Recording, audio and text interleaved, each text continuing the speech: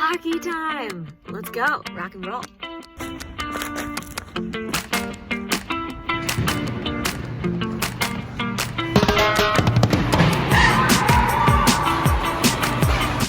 We totally lost.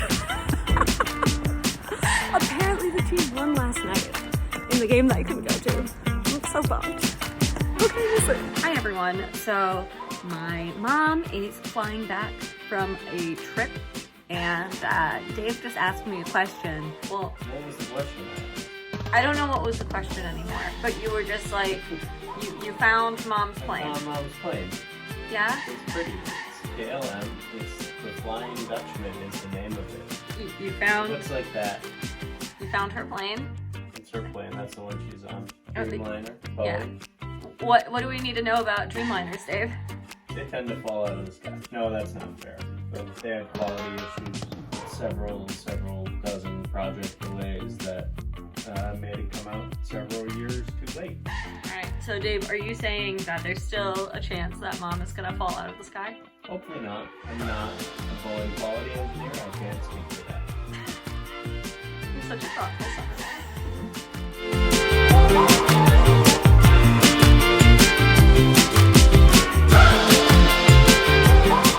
Happy Monday, friends. What do we do when we have a scary day with a big scary meeting with a big scary person? We make some breakfast, obviously. Also, not sure why this is allowed, but Dave made bread. Look at this absolute atrocity. This bread is insane. He's complaining about this one not being good enough, but he's pretty happy with this one. Borderline professional chef problems. Crazy. Buddy, what do you think of this abomination? That's what I thought. This week, when it comes to building my startup, things are gonna get really serious really fast. Let's see how it goes.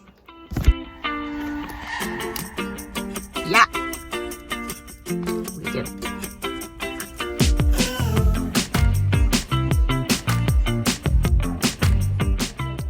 I hate the mouse that I have at my desk. Look at this. There's the mouse. All right, there's the mouse there.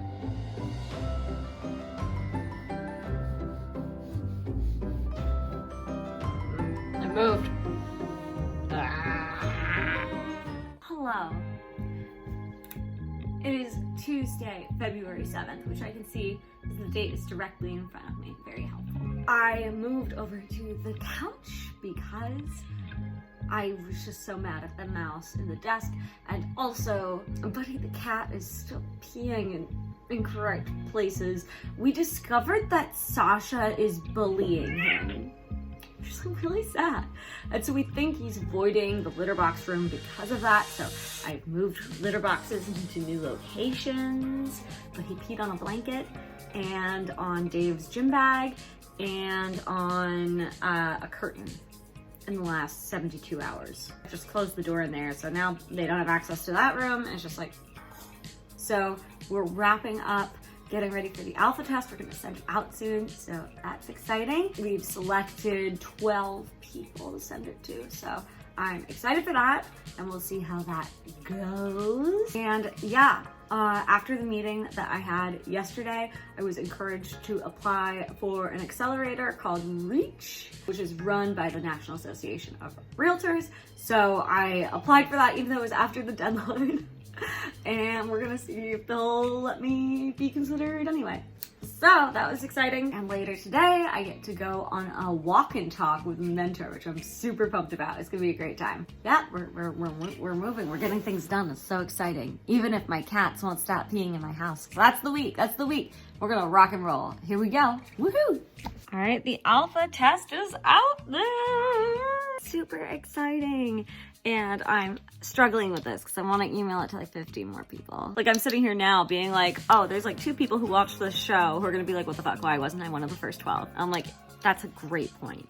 The answer is that Engineer Mike had people too. That's the answer. I'm sorry, you deserve to be part of the first 12. I'll put you in the next round. Or if people are busy, I'll put you in.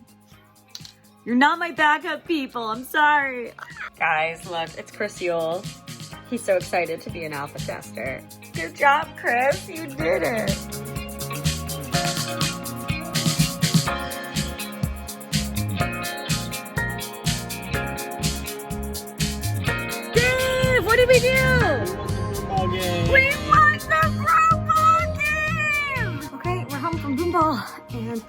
gotta get back to work for at least a little bit, because on my way to Broomball, I got a text from one of our very first alpha testers who said, hey, I can't figure out how to get past this certain section in onboarding, which means I can't reach the rest of the app. And I'm like,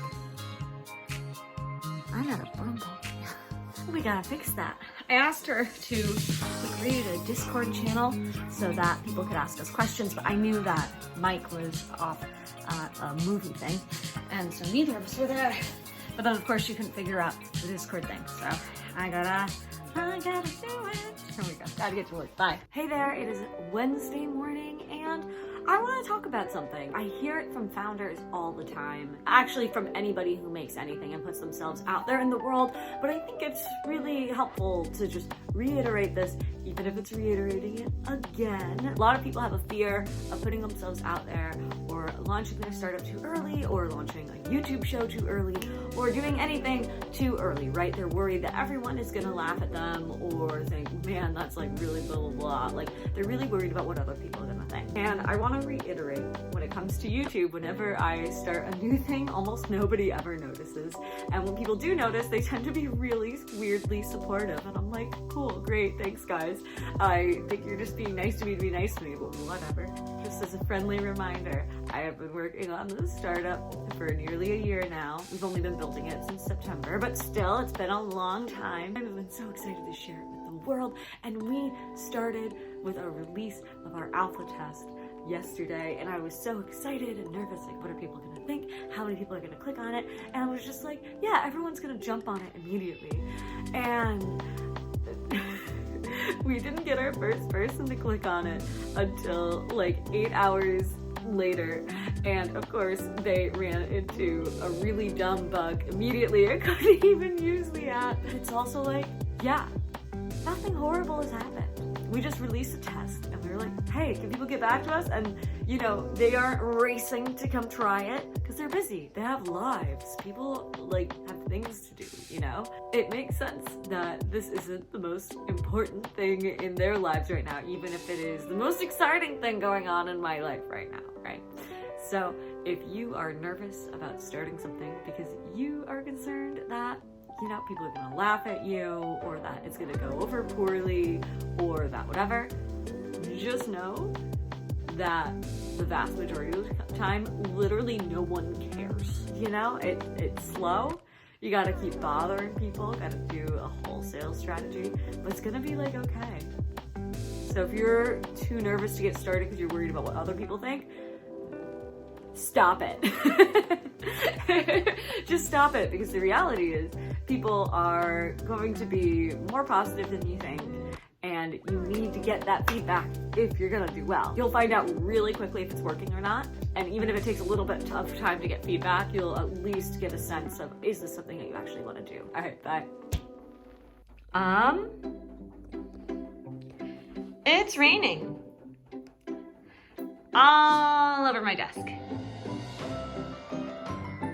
I guess we're not going to pickleball.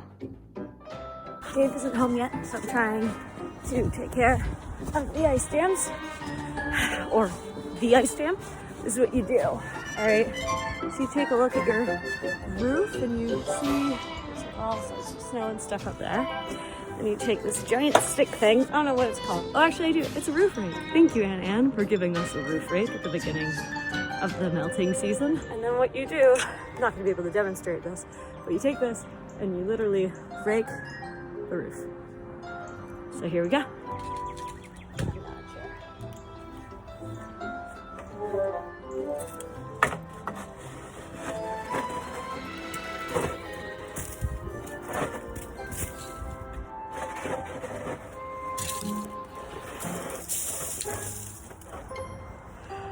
Now the key to doing this well is to do it before it starts raining in your house. We appear to have missed that memo. Yeah. Depends if all the water works in the bathroom. Yeah.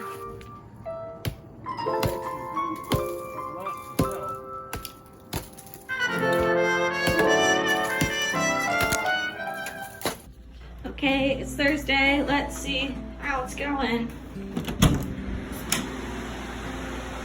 right. Well, it's no longer raining. Got the dehumidifier here. We've got a fan. And we haven't seen any water this morning. But yeah, here's my monitor. It's probably dead. All of the tech is probably dead. Rest in peace, tech. Happy Thursday, friends! So we finally started getting some feedback last night and this morning, which is really exciting.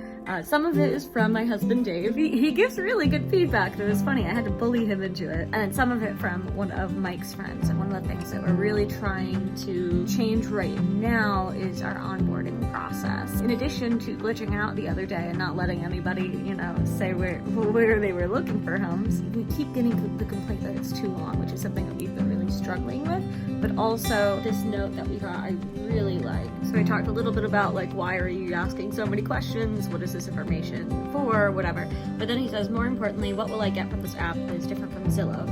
Is it better at speed browsing properties or managing lists or sharing with other people? If I make a comment, who will see it? So that was really meaningful. And one of the things that occurred to me when we were just talking about this onboarding section is when you're onboarding a user, you're not just making sure that you have all of their information. You're not just making sure that they understand how the app works. You're still selling the app, but part of the onboarding process, even if they have committed to making an account and going and trying it, they still might not be sold as somebody who's going to be a super user, right? So how can we make sure that conversion rate is really high and that people want to continue using it and also understand what the app is about, right? It can't just be in the marketing. Not everyone is going to see your marketing. It can't just be sales. Not everybody's going to get the sales pitch.